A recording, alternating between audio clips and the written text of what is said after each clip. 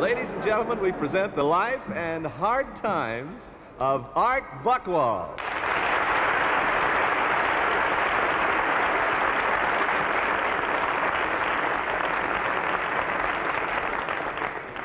Thank you very much. Now, I don't want to be here under false pretenses. I don't have much use for education.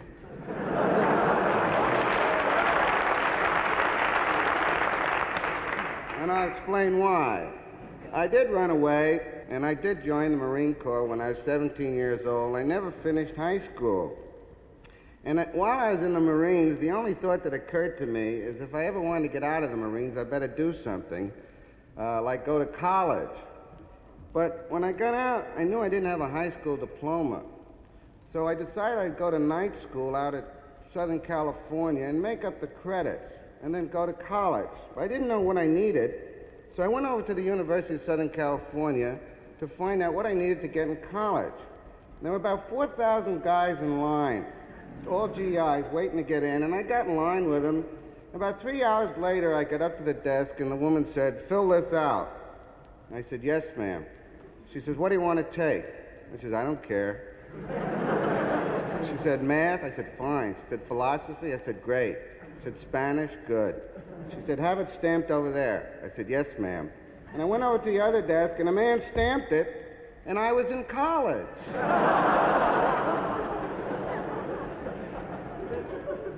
Well, a year later, they called me in. And they said, "You don't have a high school diploma." I said, "I know." They said, "Then you're not supposed to be in college." I said, "I know." I said, "What do you want me to do now?" They said, "We'll make you a special student." I said, "What does that mean?" He says, "You can't work for a degree." I says, "Oh, I don't care. I don't have a high school diploma. There's no sense working for a college degree." So I went for 3 years and took everything I wanted, and then I left. But I had my revenge. Last year, the University of Southern California made me Alumnus of the Year.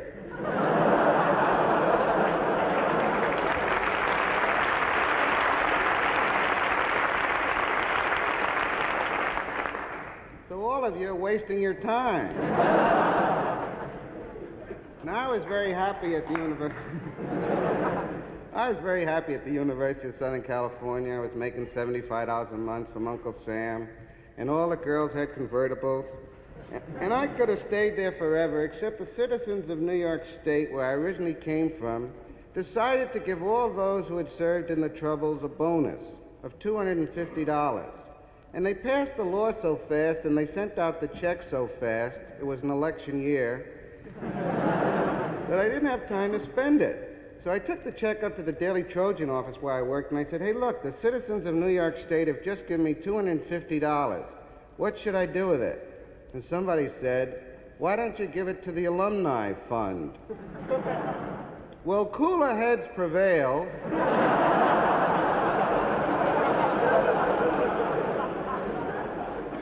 And somebody said, "Why don't you go to Paris? I hear the streets are paved with mattresses."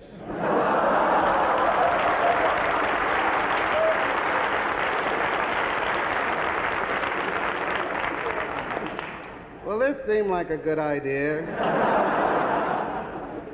So I hitchhiked to New York, and I bought a one-way ticket on a student ship called the Marine Jumper, which it did. And it took 9 days to get to Paris. And on board the ship were some very attractive young ladies from all our leading universities, none who would have anything to do with me until the last day, when they realized if they ever hoped to get off the ship, they'd need a porter. And I looked like just about the right size. So 3 of the girls took a liking to me, and sure enough, I helped them off with their luggage. And we got on the boat train, and we arrived in Paris around 10 o'clock at night. And the people who were supposed to meet the girls didn't show up. So they sat on their luggage and started to cry. I said, "Now, don't cry. I'm an American. I'm an American. I'll protect you. You just stick with me." So they said, "All right." So we went outside, and there was a string of hotels there, and we went to the first one, and we said, how much are the rooms? They said $1 a night. We said, fine. And we went upstairs, and as the girls were unpacking, a woman came by, and she said, what are you kids doing here? And they said, why? And she says, don't you know what kind of place this is? And then I started to cry.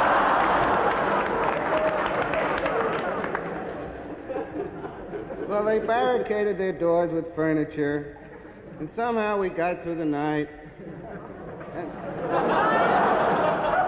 And the next morning, I took them down to the American Express, the father image of us all, and dumped them there. Because I wanted to go to the left bank and live the life of Hemingway and Elliot Paul and all the people I had read about.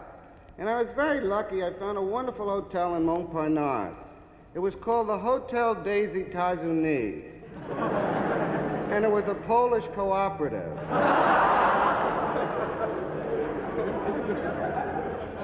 I got a job stringing for Variety, the show business paper. And a stringer is someone who gets paid by space. And I got $8 a column. It took about 50,000 words to fill a column. But it did give me a chance to go to cocktail parties and eat. I never got a chance to talk to anyone because my mouth was always full. Then I noticed that the Paris Herald didn't have a nightclub column. So I went to him, I said, hey, look, I'm making so much money working for Variety, I could work for you for practically nothing. So I started writing about nightclubs, and occasionally I added a restaurant onto the end of the list. And pretty soon I discovered people were far more interested in Paris restaurants than they were in nightclubs. So I started writing a lot about restaurants. And as a matter of fact, after 4 years in the Marine Corps, and 3 years at the University of Southern California, and 1 year at the Hotel des États-Unis, I became the food and wine expert of the Herald Tribune. Well, as people kept getting fired and dying, I took on their duties. And in 1952, they decided to syndicate the column in the United States, and now it's in 225 newspapers throughout the world, and occasionally it's picked up in Pravda and Svezia, although I've been told it loses something in the translation. Now, recently, one of our correspondents in Moscow wrote a story about how they were using my column all the time, and I got a little nervous. I didn't want to be called in front of the House Un-American Activities Committee.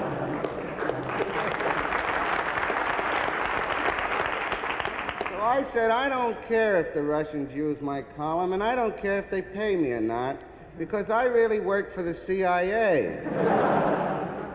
And my column is a code to our agents in Moscow. And every third word is a message to one of our people there. Well, the Russians were very amused by this, and they wrote an article, and they said, we always knew Buchwald worked for the CIA. And that's why we always scramble that third word. Now, the Tribune lets me go where I want and do what I want. And one of my most interesting experiences was driving from Paris to Moscow in a new Chrysler Imperial driven by a uniformed chauffeur.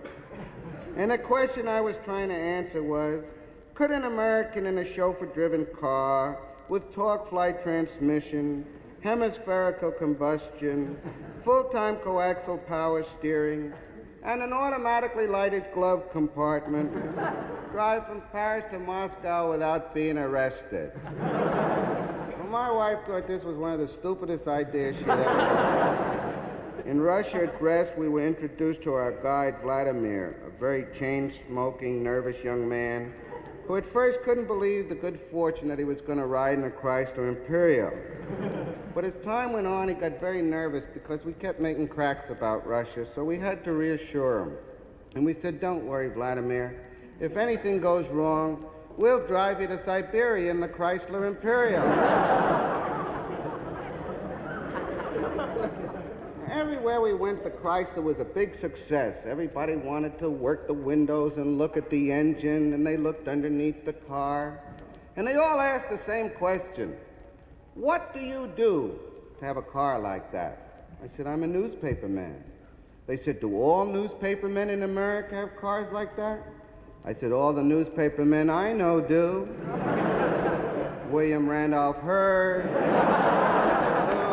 Jock Whitney. I went to Hong Kong once to have a suit made. As you know, everybody spends $5,000 to go to Hong Kong to have a $25 suit made. And it's a heck of a bargain. And the Chinese are very aware of this. So on the plane, before you land, they ask you your name, your date of birth, your passport number, and whether you want a single or double-breasted vent in your jacket. And when I landed, the customs man asked me if I had anything to declare. I said, well, one shoulder's a little lower than the other.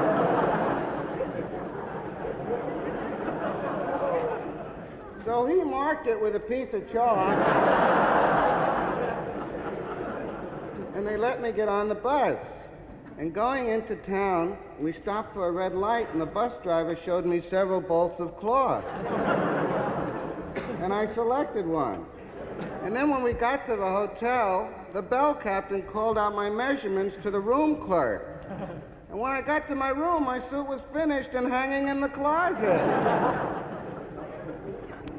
In pursuit of stories, I've even offered myself as a Peace Corps volunteer to go down to the Riviera. Of course, the people down there are walking around half naked, lacking shelter, some without even a boat, and they need help. And I offered to live the way they did, and eat the food they did, and drink the native wine to show them I was one of them.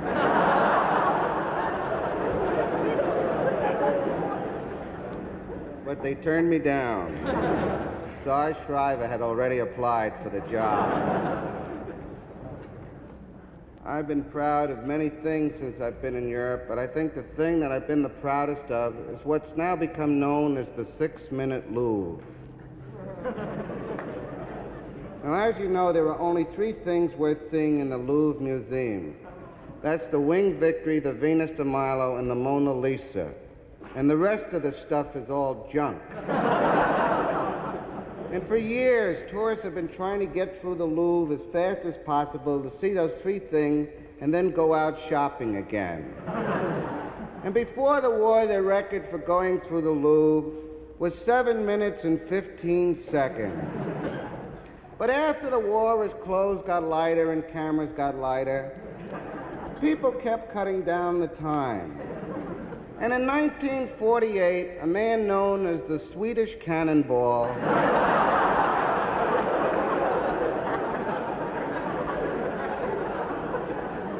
paced by his Welsh wife, did it in 6 minutes and 20 seconds. And pretty soon, people started talking about a 6-minute Louvre.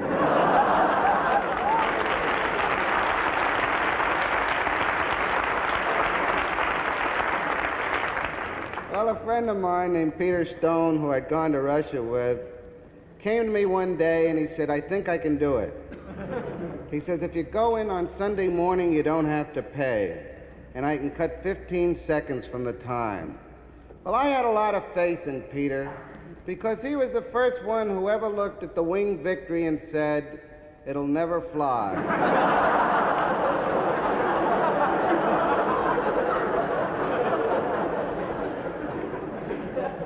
So we called a starter from Thomas Cook, and we called a timer from American Express. And Peter showed up on a Sunday in his tracksuit. And he has to do this from a waiting taxi because you always tell the taxi to wait when you go to the Louvre. And the gun went off, and Peter dashed in around the Venus de Milo, up past the Winged Victory, down to the Mona Lisa, and you always have to say something when you look at the Mona Lisa. And Peter says, I know the guy who has the original.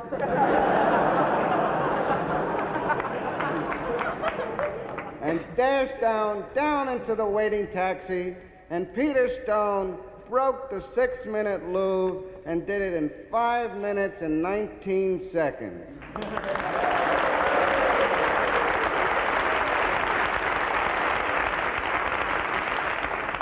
And that record still stands if any of you are going to Paris and would like to break it. Now, I lived in Paris for 14 years, and then I decided to move back to the United States. And it was a very difficult decision to make. For one thing, when you live in Paris, if you're an American, and you know that there's a crisis, you know that the Americans are going to send a destroyer for you or an airplane. You know you're safe. But when you live in the United States, nobody cares. So I felt very safe over there, but I decided to come back, and it was a hard adjustment to make. I had to get used to so many things, little things, like taxes. I didn't understand anything about taxes or expense accounts. I was in a restaurant the other night, and the man at the next table said to me, "Would you like to buy this restaurant?" And I said, "No." He says, "Well, can I have your name so we can say we discussed business?"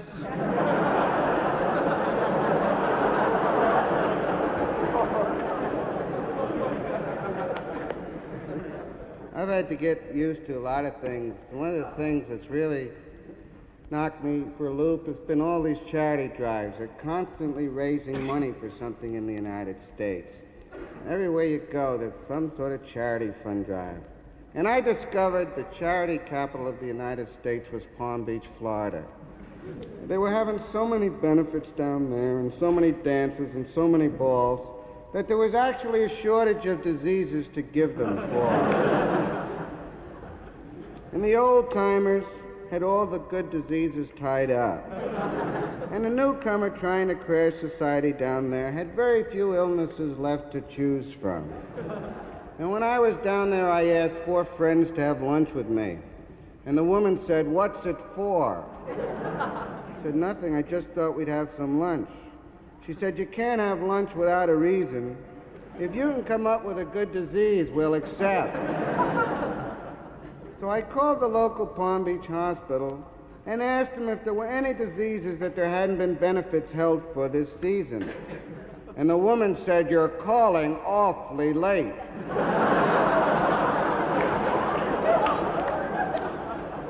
The only thing we still have open is malaria and yellow fever.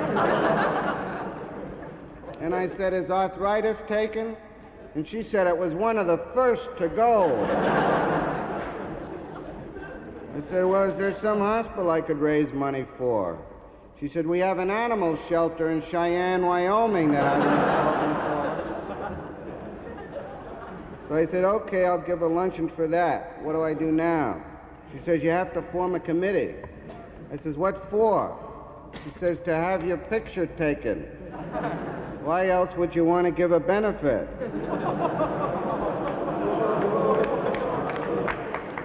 So I said, "That's true." So we formed a committee and we had our pictures taken. And then we went into the coffee shop to have lunch. But unfortunately, all the tables were taken, and we had to share our table with 3 other couples whom we didn't know. But it worked out just fine, because they each pledged $1,000 to our animal shelter, and we in turn bought $3,000 in raffle tickets that they were selling for a retired lifeguards home in Seattle, Washington. Another thing that really struck me about coming back to the United States were the great strides that have been made in medicine. And every day you pick up the paper and there's some new fantastic medical discovery. And not long ago I read in the paper that there would soon be a pill on the market which would make it possible for a woman of 60 to have a baby. And it seems that there was this doctor in Alberta, Canada, who revealed it would be possible to develop a new hormone which would make it possible for women over 60 to have children. When I read this, the thought occurred to me, how would a woman of 60 feel about this? So I rushed out to Brooklyn to see my Aunt Molly. And I said, "Aunt Molly, they've just invented a drug which makes it possible for a woman of your age to have a baby." And she said, "Wash out your mouth with soap and water."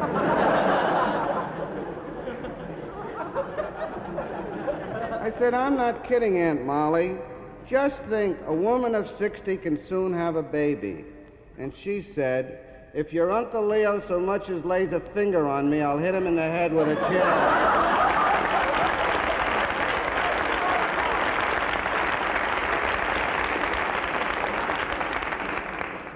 "Aunt Molly," I protested, "that isn't the way to behave.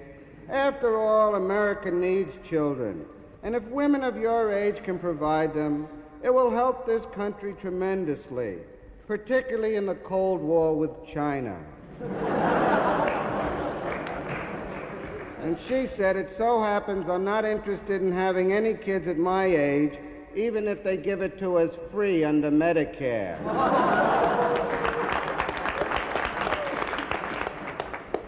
I said, "Then you're against the idea?" And she said, "You've just come to the president of the Brooklyn Birth Control Society for women over 60. Does that answer your question?" I said, "Well, thanks for being so frank with me." And she said, "Don't mention it. And would you mind going out the back door? I think I just heard your Uncle Leo come in. And if it's all the same to you, I don't want him to ask you what you've been doing here today." Living in Washington, you don't know who has a sense of humor and who doesn't. And I didn't know if President Johnson had a sense of humor or not. So I decided to find out. And I wrote a column about him, about his economy drive, how he was turning out all the lights at the White House, and how he was sending collect telegrams to Khrushchev, and making all SAC pilots fly tourist class. And I heard this later. The article appeared when everyone was down at the LBJ Ranch. And the first person read it and roared with laughter and passed it on to the second person, who also roared with laughter. And it went all around the table, and everyone laughed till it got to the president. And he didn't laugh. So everyone asked if they could read it again.